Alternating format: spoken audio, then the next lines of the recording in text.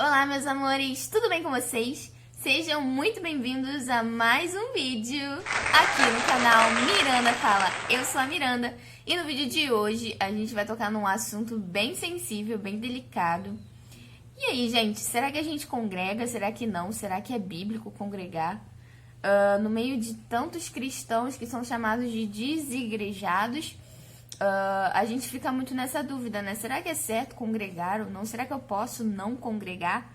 E será que é errado não congregar? Então, é sobre isso que a gente vai falar no vídeo de hoje. E sem mais delongas, bora pro vídeo, né?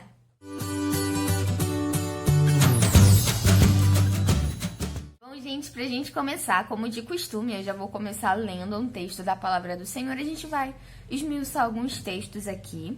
E principalmente eu vou contar pra vocês algumas experiências que eu já tive, assim, congregando, né, acerca de congregar. E o que isso significa pra mim, sabe? O ato de você congregar numa igreja física. Sabe aquela igrejinha que tem na sua rua? Que tem um monte de gente indo e você só fica observando. Então, esse tipo de congregar mesmo, igreja física.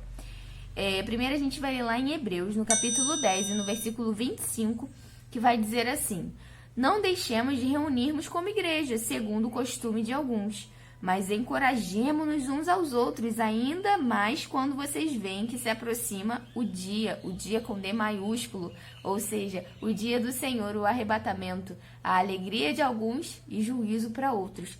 Então, olha só, olha que interessante, não deixemos de nos reunir como igreja, como é segundo o costume de alguns, como era costume de alguns. Ou seja, na época de Paulo já existia pessoas desigrejadas. Eu falo desigrejados porque é um termo que todo mundo usa para meio que rotular as pessoas que não congregam numa igreja física, tá, gente? Mas não é como um modo de ofender ou falar mal de pessoas que fazem isso, não, tá? Deixando bem claro. A gente vai ler um segundo texto que fica lá em Salmos, no capítulo 100, no versículo 2, vai dizer assim: prestem culto ao Senhor com alegria, entrem na sua presença com cânticos alegres. Gente, isso eu acho interessante, porque aí você vai me dizer assim, mas cantar, prestar culto ao Senhor eu posso fazer com a minha família, afinal, onde há dois ou mais reunidos em meu nome, ali eu estarei. E você tá certo, onde houver duas ou mais pessoas reunidas no nome do Senhor, ali ele se faz presente, ali já é uma igreja, ali nós já temos uma igreja. Você deixa de ser só o templo, como se fosse só, né? Já é muita coisa. Mas quando você tá reunido, você se torna membro de uma igreja, membro de um corpo, sabe? Então, você não tá errado. Mas deixa eu te falar uma coisa muito interessante. Eu acho que essa quarentena serviu muito para mostrar pra gente a importância da gente congregar numa igreja física. Por quê? Eu reparei muito isso. No início da quarentena, aqui em casa, a gente fazia tipo os cultos fielmente. Todo domingo, pelo menos, a gente fazia o culto, prestava o culto ao Senhor, tocando violão, cantando os louvores. Às vezes o meu filho orava, meu esposo lia a palavra, e a gente fazia um culto mesmo. Só que com o passar dos dias, a gente foi desanimando de fazer isso. A gente foi se ocupando com tantas coisas em casa que a gente já não fazia mais os cultos ao Senhor. Foi ficando cada vez mais escasso, assim, esses cultos, né, em casa, na quarentena, e até chegou um momento que a gente nem fazia mais, só orava mesmo e pronto. Então, o que eu queria alertar para vocês, segundo esse texto, onde houver dois ou mais reunidos em meu nome, é sobre isso, gente. Não adianta você não estar na igreja, sabe? Porque tem muitas igrejas erradas. Eu entendo a revolta de muitos com isso. Com certeza eu entendo, porque tem muita igreja que realmente, cara, não dá. Mas um alerta que eu trago pra você é que você sozinho, você acaba desanimando muitas das vezes. Você sozinho, às vezes, não tem um irmão pra te ligar e falar, pô, tá tudo bem com você? Você não tem vindo à igreja, sabe? Então, você sozinho, a chance de você desanimar é muito maior. Porque eu vivi isso. Na quarentena a gente foi e acabou nem cultuando ao Senhor. Mas quando a gente tem a responsabilidade de estar numa igreja física, você sabe os dias do culto, ainda mais quando você tem responsabilidade mesmo. Você assume alguma liderança da igreja, como é o meu caso, por exemplo, eu tenho que estar na igreja todo domingo, eu tenho que estar na igreja toda quinta-feira, porque é o meu dia de estar lá para tocar, para cantar. Então eu preciso estar lá. Então, querendo ou não, acaba se tornando uma obrigação mesmo. Então você vai cultuar o Senhor de toda forma. sabe? Enquanto se você estiver em casa, você não consegue ter esse mesmo entusiasmo, você não consegue ter essa mesma frequência de cultuar o Senhor. Eu não sei se vocês estão entendendo o que eu tô querendo dizer, mas é muito mais fácil quando você congrega numa igreja física, desde que essa igreja seja decente, tá, gente? Uma igreja decente, eu não tô falando que é uma igreja que não tem problemas, tá? A minha tem muitos problemas, cabeludos. Mas é uma igreja boa, porque existem irmãos ali que são muito sinceros, irmãos verdadeiros. Claro que existe ainda um joio no meio, né? Sempre vai existir. A palavra vai nos dizer que o joio ia crescer junto com o trigo. E só quando chegasse o grande dia que seriam separados. Mas dentro da casa do Senhor existe o joio. Você tem que entender isso. Mas não quer dizer que você não vá congregar por conta disso. Sabe, a gente vai ler um próximo texto que fica lá em Atos, no capítulo 2 e no versículo, deixa eu ver aqui, 42 até o 47, que a gente vai ler, tá? E vai nos dizer assim: eles se dedicavam ao ensino dos apóstolos e à comunhão, ao partir do pão e às orações. Todos estavam cheios de temor e muitas maravilhas e sinais eram feitos pelos apóstolos.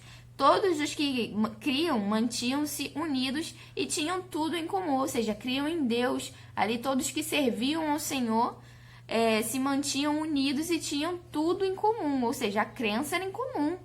E o coração deles era parecido uns com os outros. Vendendo as suas propriedades e bens, distribuíam a cada um conforme a sua necessidade.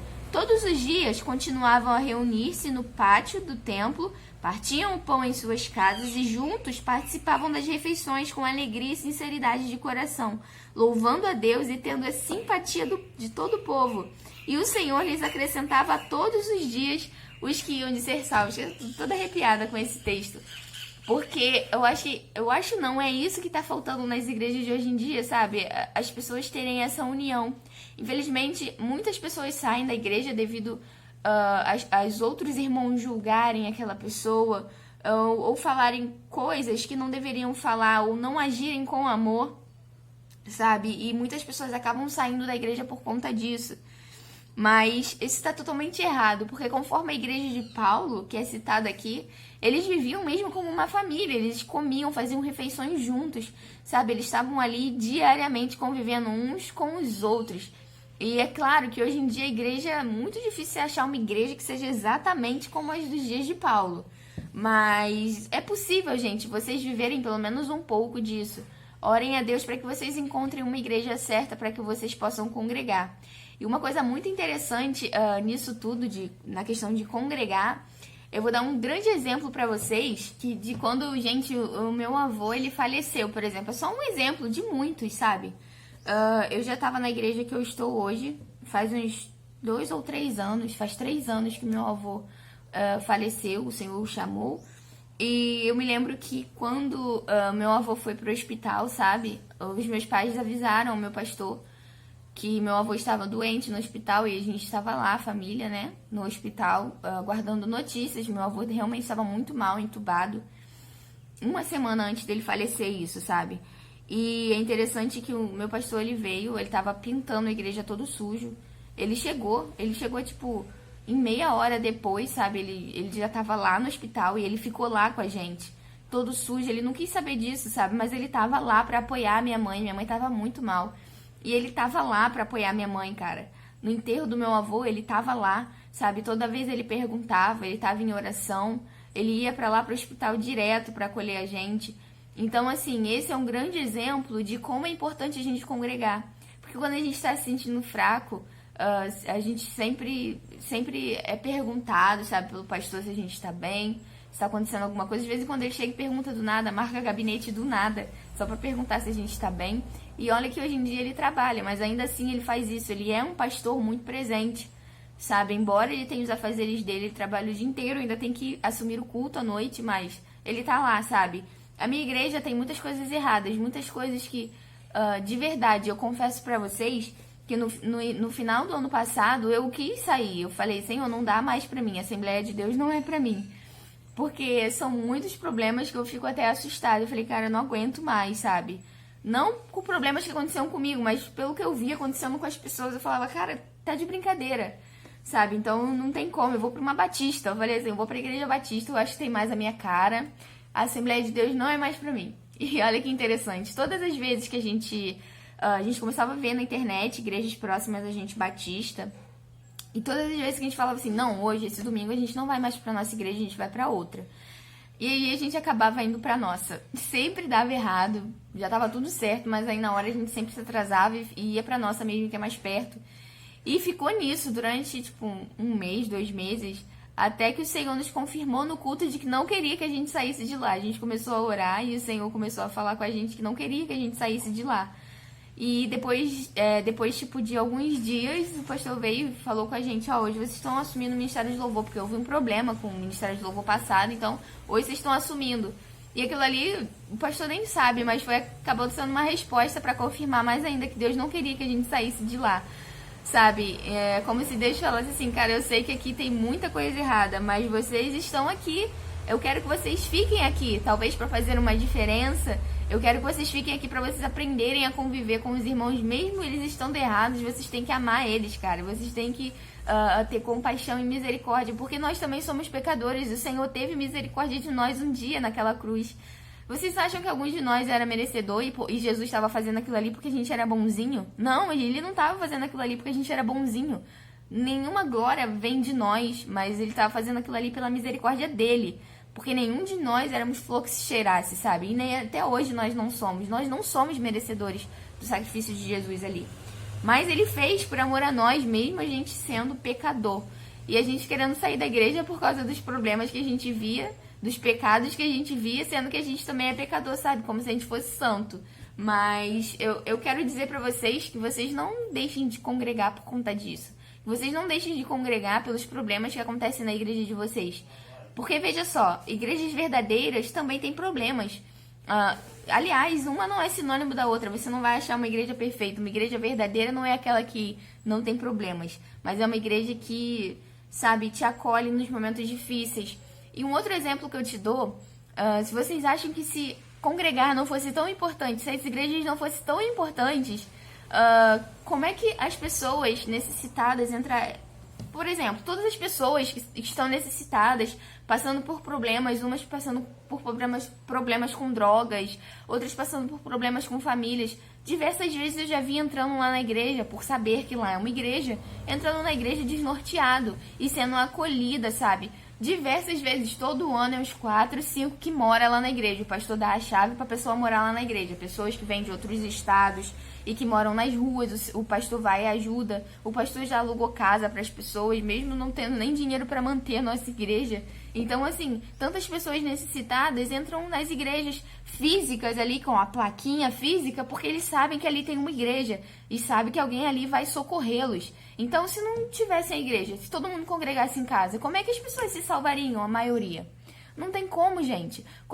Quem é que ia dar comida para os mendigos de madrugada, como muitas das vezes a minha igreja faz? Quem é que faria evangelismo na rua? Cara, não vem me dizer que você em casa vai fazer isso, porque a gente em casa, a gente se acovarda, a gente não consegue. Quando a gente não congrega com outros irmãos, em casa a gente não faz a obra de Deus, a gente não consegue fazer pleno. A não ser que você seja um super-herói, você vai conseguir. Mas se você não congrega, você não consegue fazer isso. E mais uma vez eu toco na tecla que a igreja não é perfeita, você vai encontrar muitos problemas. Eu já te dei o exemplo de que eu quase saí da igreja. Ia para uma batista, mas Deus falou que não era a vontade dele que eu fosse, sabe? Então, na igreja você vai ter problemas, mas entenda que a igreja é importante para ajudar as pessoas, a igreja é importante para acolher as pessoas, sabe? Eu conto até numa experiência, na série Experiências com Deus, que eu fiz com o Thiago Tice, na live que a gente fez. Vou deixar aqui no final da tela para você assistir essa live, que ficou muito legal. Eu até conto pra ele que teve uma senhora que eu tava passando na rua e todas as vezes eu passava a pé pelo mesmo caminho, com meu violão. E aí ela tava desesperada em casa com muitos problemas e ela acabou me seguindo porque ela sabia que eu tava indo pra igreja, sabe? E ali ela foi ajudada, foi acolhida, recebeu cesta básica. Então, assim, gente, é importante você congregar. Você sabia que satanistas congregam? Você sabia disso? Então, veja bem, os filhos de Deus não querem congregar uns com os outros porque não suportam uns aos outros, não suportam o pecado do outro. Todo mundo quer apontar o dedo, mas esquece que enquanto você aponta o dedo para você, tem 3 apontados, um dedo pro outro, tem 3 apontados para você. Então a gente não pode ficar julgando tanto os nossos irmãos, a gente tem que aprender a amar uns aos outros dentro da igreja, sabe? Lembrem-se, na igreja você vai ter problemas. E chega de falatório, né, gente? Eu vou ler mais um texto, esse vai ser o último que a gente vai ler, que fica lá em Efésios, do capítulo 4, do versículo 1 até o 32. Olha que interessante o que esse versículo vai dizer pra gente. Como prisioneiro no Senhor, rogo-lhes que vivam de maneira digna da vocação que receberam. Sejam completamente humildes e dóceis e sejam pacientes, suportando uns aos outros com amor. Ou seja, parem de brigar uns com os outros e querer sair da igreja como eu um dia fiz, no final do ano passado, por não suportar o meu irmão que ficava pecando o tempo inteiro, sabe? Se você tá numa posição de santidade, de pureza, uma questão assim, de estar reto diante de Deus, se você não tá praticando pecados ali, pelo menos não aqueles sérios, você não deve se sentir melhor do que o outro irmão que tá pecando, sabe? Porque nenhum de nós, se a gente olhar, é merecedor. Então, continue aquele que está de pé, lute para que não caia, sabe? Então, cuida de você para que você não caia, mas suporte o teu irmão que tá fazendo isso e ore por ele, uma hora ele vai se consertar. Façam todo o esforço para conservar a unidade do Espírito pelo vínculo da paz. Há um só corpo e um só Espírito, assim como a esperança para a qual vocês foram chamados é uma só. Há um só Senhor, uma só fé, um só batismo, um só Deus e Pai de todos, que é sobre todos, por meio de todos e em todos. E a cada um de nós foi concedida a graça, conforme a medida repartida por Cristo. Por isso é que foi dito, quando ele subiu em triunfo às alturas, levou cativo muitos prisioneiros e deu dons aos homens, que significa ele subiu, senão que também descer às profundezas da terra. Aquele que desceu é o mesmo que subiu acima de todos os céus a fim de encher todas as coisas, ou seja, Jesus.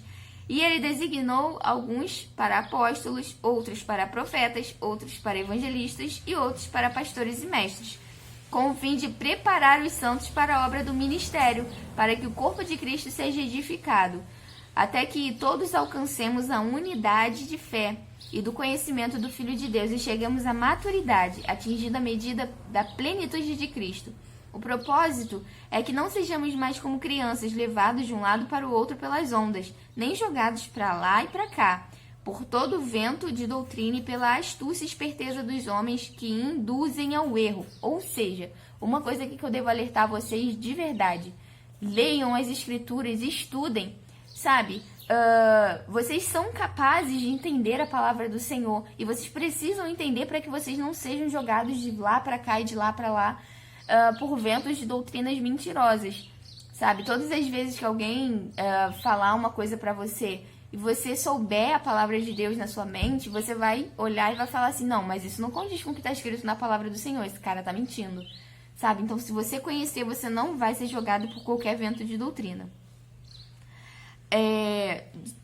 Antes, seguindo a verdade em amor, cresçamos em tudo naquele que é o cabeça, Cristo. Dele, todo o corpo, ajustado e unido pelo auxílio de todas as juntas, cresce e edifica-se a si mesmo em amor, na medida em que cada parte realiza a sua função. Assim eu lhes digo, e no Senhor insisto, que não vivam mais como os gentios que vivem na futilidade dos seus pensamentos. Eles estão obscurecidos no entendimento e separados da vida de Deus, por causa da ignorância em que estão, devido ao endurecimento dos seus corações. Tendo perdido a sensibilidade, eles se entregaram à depravação, cometendo com avidez toda espécie de impureza. Todavia, não foi assim que vocês aprenderam de Cristo. De fato, vocês ouviram falar dele e nele foram ensinados de acordo com a verdade que está em Jesus. Quanto à antiga maneira de viver, vocês foram ensinados a despir-se do velho homem, que se corrompe por desejos enganosos, e a serem renovados no modo de pensar, e a revestir-se de um novo homem, criado para ser semelhante a Deus em justiça e em santidade, provenientes da verdade. Portanto, cada um de vocês deve abandonar a mentira e falar a verdade ao seu próximo, pois todos somos membros de um corpo. Quando vocês ficarem irados, não pequem, apaziguem a ira antes que o sol se ponha e não deem lugar ao diabo. O que furtava, não furte mais, antes trabalhe fazendo algo de útil com as mãos, para que tenha o que repartir com quem estiver em necessidade. Olha que ponto interessante. As igrejas, gente, acabam ajudando também essas pessoas que não têm o que comer, o que vestir, o que calçar. Pelo menos as igrejas que fazem obra social, porque tem igrejas que não fazem. E a que eu congregava antes dessa realmente não faz, tá? Então vocês precisam encontrar uma igreja que faça obras sociais também. Porque a gente vai ser salvo pela obra? Não. Mas por conta da obra do Espírito Santo em nós temos que ter o mínimo de senso e o mínimo de amor possível com os nossos irmãos que precisam de coisas físicas. A gente precisa dividir o que nós temos com os nossos irmãos. Roupas, sapatos, comida, bebida, sabe? Até mesmo um teto, como é feito lá na igreja. Quando alguém precisa, o pastor deixa a chave com essa pessoa e a pessoa mora lá na igreja, sabe? Eu já vi diversas vezes isso acontecer. Nenhuma palavra torpe saia da boca de vocês, mas apenas o que for útil para edificar os outros, conforme a necessidade, para que conceda graça aos que ouvem. Não entristeçam o Espírito Santo de Deus, com o qual vocês foram selados para o dia da redenção. Livrem-se de toda amargura, indignação e ira, gritaria e calúnia, bem como de toda maldade. Sejam bondosos e compassivos uns para com os outros, perdoando-se mutuamente, assim como Deus perdoou vocês em Cristo. Esse eu preferi ler todo porque eu achei ele muito interessante. Tem muitas dicas aí para você congregar em paz com seus irmãos. E, gente, eu acho que é isso. Eu acho que eu expliquei bastante aí a importância de você congregar. Miranda, mas se eu não congregar, será que eu tô pecando biblicamente? Depende, se você for realmente um super-herói com uma super força e você conseguir cultuar o Senhor aí pelo menos 2 vezes na semana, junto com seus familiares, beleza, você não tá indo contra a palavra de Deus, você tá congregando com a sua família, onde há 2 ou mais reunidos em meu nome, ali eu estarei. Só que o que eu tô alertando vocês sobre congregar numa igreja física é isso. Será que em casa você vai conseguir evangelizar na rua? Será que em casa você vai conseguir prestar culto ao Senhor pelo menos, no mínimo, 2 vezes na semana? Será que em casa você vai aprender tantas coisas como você aprende na igreja com o exemplo de outros irmãos? Será que em casa tu vai ser encorajado quando você estiver fraco? Será que quando você precisar de uma ajuda, por exemplo, na vez que meu avô morreu, a gente precisou do nosso pastor e ele estava lá. Se eu estivesse congregando em casa, eu não ia ter essa ajuda, sabe, emocional, esse apoio emocional que ele deu pra gente. Então eu deixo com vocês essa resposta, sabe? Será que é melhor congregar ou não? Claro que é melhor congregar, né, gente? Por mais que as igrejas hoje sejam muito difíceis, peça a Deus discernimento. E Ele vai te dar uma igreja justa, uma igreja reta diante dos caminhos de Deus, sabe? Ou pelo menos um pastor com boa vontade, como é o meu, embora a minha igreja tenha muitos problemas, muitas coisas que eu não concordo. A nossa linha escatológica é diferente, ou seja, a questão de fim dos tempos, estudos do fim dos tempos. Mas eu não me importo com isso, sabe? Eu me importo só em adorar ao Senhor, servir a Deus e fazer a obra dele aonde ele me colocar, sabe? Eu tenho que suportar os meus irmãos em amor. Tá bom, gente? Esse foi o vídeo de hoje, que já tá ficando bem longo. Eu espero que vocês tenham gostado. Muito obrigada a você que assistiu até aqui. Se você gostou desse vídeo, ajuda com um like, mande pra alguém que você acha que tá desigrejado e que não tá mais cultuando ao Senhor como deveria, que não tá mais congregando. Manda esse vídeo pra ele, porque aí talvez você vai abrir alguma coisa na mente dele que faça com que ele tenha vontade de congregar novamente. Porque embora seja estressante, e muitas das vezes a gente fique triste, né, com as congregações, a gente se entristeça, fique magoado, muitos saem das igrejas magoado, mas a igreja é sim importante, a gente não pode negar a importância da igreja não, porque ela é muito importante. Se não fosse a igreja, as igrejas de placa física, muitas pessoas hoje não teriam alcançado a salvação. Então eu acho muito injusto da parte das pessoas dizerem que as igrejas não são importantes, que elas vão congregar em casa, sabe? Porque as igrejas são sim importantes. Claro, um ou outro quiser congregar em casa e conseguir preencher esses quesitos de ajudar o próximo, pregar a palavra do Senhor nas ruas, pregar a palavra do Senhor ao próximo. Se conseguir fazer esse tipo de coisa, pelo menos reunir a sua família 2 vezes na semana, você tá certo, você não tá errado. Mas aquele que não consegue, é melhor que congregue. Gente, um super beijo, fiquem com Deus e até o próximo vídeo. Tchau, tchau!